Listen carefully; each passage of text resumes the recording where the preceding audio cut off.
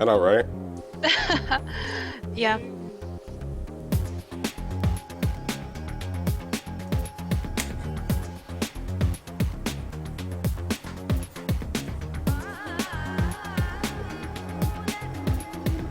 Shaky, would you give us our introduction, please? Why, yes, I will. Bring that back. And I toggle off. What's going on? What happened to that? Oh, you know what? I got away from it. It got away. We failed. We already failed at that. Okay, here.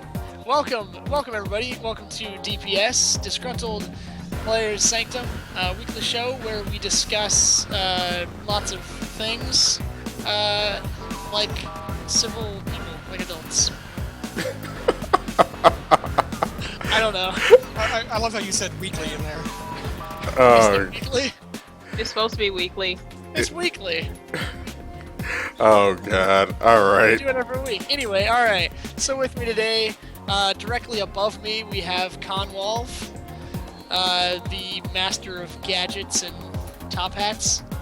To my left, or my right, your left of me, is over there. Is Bordo von Cinnabon, guild leader of Despair and host of this fine channel here on Twitch TV. And then directly above him, we have the lovely Stole, internet personality. Oh God! It gets worse Writer every for- week. Writer for Dual Shockers. Catch her on there and see all kinds of cool stuff that she writes about things. So apparently I'm the nameless person of the group here. My Yeah. little window doesn't have a name on it. It doesn't. No. Well, tough shit. No win. All right, I'll fix it. But keep going anyway. So let me ask before we begin or whatever. I just want people to know. You gotta turn your music down. Turn it down. All right, cool. Hold on. All right, before we begin or whatever. DPS is supposed to be a weekly show. The last 2 weeks have been really messed up. My internet has been craptacular. There was literally a squirrel living in a node box down the road. He has been evicted, and now the internet works again. Amazing. So we have lots of stuff to cover, but a very short time to cover it today. So keep your smart-ass comments coming, and I need to add Khan's name. But anyway, this week, topics. A lot of stuff has happened in the last 2 weeks or whatever. We'll get to it eventually, but just like working our way down the list or whatever. PSO2. Everybody familiar with Phantasy Star Online 2? I'm familiar with the first one. Oh. I don't know a whole lot about the new one. Okay. A good number of gamers have fond memories of the old PSO on the Dreamcast and GameCube. Will you be picking up this title, or has the era of lobby instances kind of passed us by? I'll go ahead and kick this off to Khan first. Khan, any thoughts on that? You know, I started off playing MMOs on PSO, and I had a fun time with it, but, you know, that was before I knew any better between WoW and, you know, other massive games. I think that the time for lobby-based, you know, MMOs is well and done. I mean, fun memory. I mean, I might pick it up if it's cheap and play it every once in a while, but it would definitely never replace anything like Terra or Guild Wars or SWTOR. Gotcha. All right. Stole, your thoughts on it? Well, PSO2 is actually going free to play. What? So yeah, it'll probably be one of those titles. It's being crossed over to the Vita as well. So it'll be on PC and the Vita because apparently Phantasy Star Portable did really well in Japan, and they're just trying to piggyback off of that. I was waiting for that to come to the 3DS or the regular DS. I guess that would have sucked. I don't know. I remember seeing a Japanese commercial for it saying it was supposed to come out in like November a couple of years ago or something like that, and never came out in America. And I don't know why. Yep. So I mean, if it's free to play, and it's technically cross-platform, I don't see a reason why. I mean, the people who downloaded and played the benchmark and the character creation see how detailed the characters can be. They really did a good job with the character creation, a lot more detailed than the previous incarnation. I would definitely play because I'm a big fan of just Phantasy Star, the whole series. And that it's free to play, I think, kind of opens it up, kind of like Monster Hunter. Okay. Shaky? Um, I haven't been following it very closely. I don't know if I heard Khan correctly, but PSO was like my first kind of online MMO-esque experience. I was kind of late on the bandwagon, but playing on the Dreamcast with 56K was definitely good times. But now I have to agree with Stole and well, no, actually, I think I'm agreeing with Khan that it kind of is past its prime. I don't think it really has a place with the lobby type thing now that Guild Wars 2, like Guild Wars was the last lobby-based game to be popular, and even now Guild Wars 2 has moved away from that. So Guild Wars 2 is like bringing up the next level of free-to-play games, or buy-to-play, whatever you want to say. But I think it has a place on the handheld, especially if it's free-to-play. I think on the Vita it could be really good because there's I hope, because there's always been this sort of like dual standard with console and PC and handheld games, which I actually think, and this might be a different topic for some other time, but the Vita is kind of blurring that line where it's bringing that console experience to a handheld, which I'm not sure I like, because there are old I fear change. There are old PlayStation games that I only really care to play now on a small screen because they're still good for a handheld. But now you can't really say it's good for a handheld because handhelds are now almost as good as a console. So it's like there's going to come a time where like I just can't stand to play those games anymore on any medium, even on a small screen, because I'll be spoiled. But this game, it doesn't look bad. I just think that a handheld isn't as ripe for a huge open world MMO, and maybe they're getting to the point where they can do that now, but I still think that it could be good on the Vita. And especially if it's like a cross-platform thing, then it would open that audience up. But definitely for the handheld, it's one of those games that I would buy the console for, or buy the handheld for that. Really? I mean... Yeah, I think a game like Phantasy Star Online would push that system for me.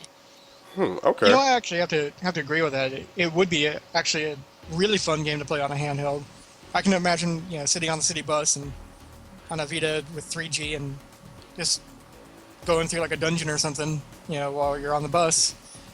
Yeah, especially, and I'm seeing the comments, but like, if you've ever played PSO, it's not a game where you raid. It's like 4 or 5 man groups. I don't know if they're changing that with this game, but it's just an instance-based thing where you go into your own. It's kind of like a smaller scale version of Guild Wars, where you're going into your own instance version of the world, but it's more of like a compact zone with like sections. I guess kind of like a Demon Souls type thing, where it's like, here's this portion of the game and your group is in here. But it's not that time consuming. I mean, it can be because you're running through like a whole level, but it's pretty drop in, drop out, really. Okay. I'm not even going to weigh in on this because I'm a PSO freak, and obviously my opinion is going to be, if you don't like this game, then f*** you. So I'm just going to skip on this one, but let's move on to the next topic. Cash shops. Do you feel that they have any place in a pay-to-play game, or should they be relegated to the free-to-play market? And I'll let Stole get this first. Go ahead, Stole. You know what? Those really depend. There are a lot of things that a player can pay for, but I also think that it needs to be available in the game through maybe like a ridiculously long quest line or something. Like, I would love some of the mounts that were in WoW, but I'm not going to drop $25, an extra $10 on them. I had to pay for every server transfer, which were a lot, because I ran away a lot. Yeah, I'm flaky like that. I had to pay for faction changes. It's kind of like whatever they didn't initially put in the game, they're like, well, we're going to charge you 500 times more than what it's actually going to cost us to do it. Just for the inconvenience of someone getting by the computer and going into your account. Hmm. I feel like I'm getting ripped off by the cable guy. So to sum it up, the concept of a cash shop is okay as long as the item in which you could pay money for is available through in-game means. Yes. I don't mind that some people just like, I don't want to do this quest. This quest takes for fucking ever. I'm just going to spend my $10, which is their prerogative. But to say that, the exclusive mounts are $10, $20, pets are $15, $20. Transferring your character, changing the look of them, costs more in-game money than you can buy 5,000 gold from a Chinese farmer for the amount of money they were charging. Okay. Khan, your thoughts on this? It really just depends on what they're putting into their shop for me. I mean, if they're putting something that actually provides some kind of real big in-game benefit that gives you an advantage over somebody who didn't buy it, then I'm probably not going to play the game if they're doing something like that. I'm gonna hold you to that, sir. I'm gonna hold you to that. I'll tell you in a minute. But I'm gonna hold him to it. All right, go ahead. Can I keep going? Go ahead. Keep digging a little deeper. This is the point where he's going to like get on me about Guild Wars 2, but when it comes down to like a lot of cosmetic items or armor skins, mounts, pets, titles, Mm-hmm. that kind of stuff it's all cosmetic. It doesn't really do much for the game. And even if the item gives you a small benefit in game, as long as it's not something that you can't do easily inside game Mm-hmm. with a little bit of work, I'm kind of borderline on that, but it still tinges on the on that ew. That side for me. uncomfortable side. Yeah.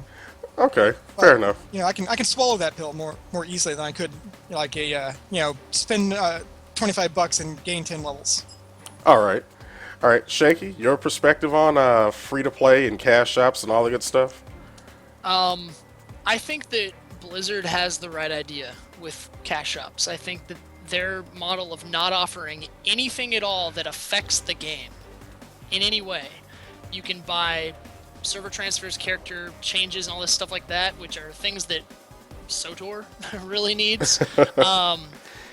And you can buy vanity items, which are things that nobody needs. But if you really want them, sure, drop 10, 15, 20 bucks on whatever it is. I mean, I'm not huge into collecting all the mounts. Like, I like to collect things kind of casually, but I'm not like, oh my god, I have to have this new Chinese dragon thing, which looks really cool, by the way. I've played WoW recently, and there's a new, like, dragon mount that looks pretty sweet, especially in flight. But, I'm not going to go run off to spend 25 bucks on that. Like, I don't really care that much.